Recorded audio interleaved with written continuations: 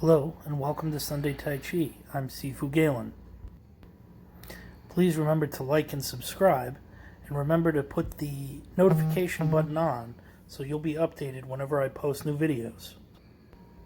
Continuing with the themes that were introduced over the last couple of videos, I'd like to introduce the idea of being water-like today.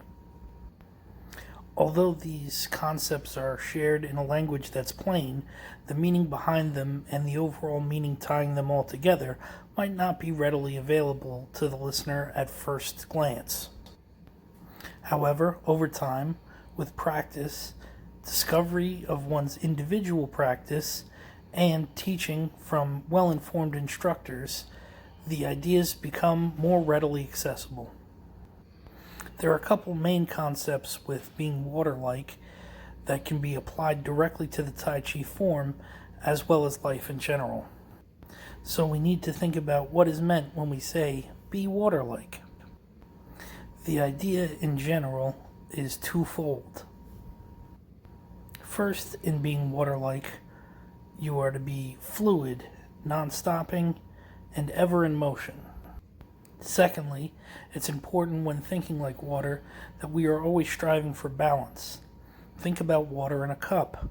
When a droplet hits that cup, there are ripples throughout the surface, but ultimately the water stabilizes and the surface becomes flat again. Tai Chi is the fluctuation from weight from one foot to another and the movement of stiffness and softness through the body. These things ultimately balancing and creating a more harmonious, steady state for the individual. Also, something that is water-like is the momentum and inertia that flows through the body as you're doing the form.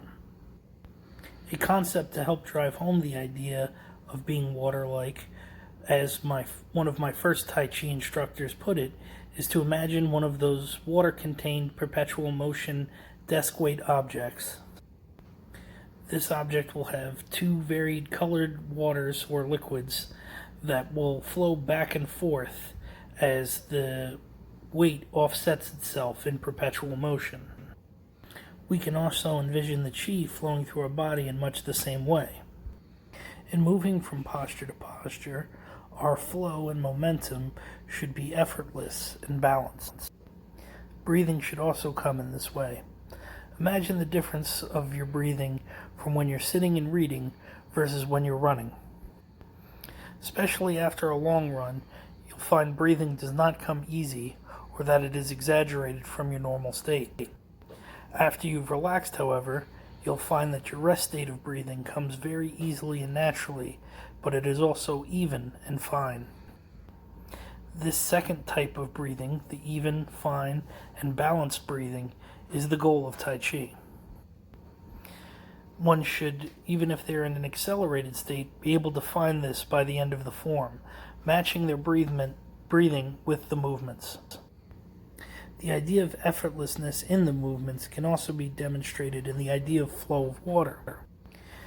Think of being in a current or being in waves that are in the sea. One can move effortlessly with the flow of the water without any exertion from the individual. In the same way that a raft is pulled by a current, a board flows within a wave, or even a sailboat harnesses the wind's natural occurring energy. The Tai Chi practitioner strives to use the energy that's already occurring in the body. This is especially apparent when you see Tai Chi in competition and a well-trained Tai Chi practitioner being able to use an opponent's own energy against them. The concept would be that a Tai Chi practitioner would be able to fight for a very long period of time or an extended period of time against multiple opponents and thereby use the least amount of energy possible to maintain their effort in the fight. It's an ironic practice that such a peaceful and harmonious art comes from such a militant beginning. I will continue to try and develop these same concepts as well as the concepts we've already gone over, such as Wu Wei, which does play into our concept of effortlessness overall. Additionally, another goal is to move from doing the short form demonstration to doing the long form. I must admit, though, I am still learning the long form. I'd like to take this opportunity to thank you for watching, and I hope that you enjoy this and all of my other Tai Chi content. If you like this video, remember to hit the like button, and please subscribe to the channel for this and more content regarding Tai Chi, beer, and video games. Bye.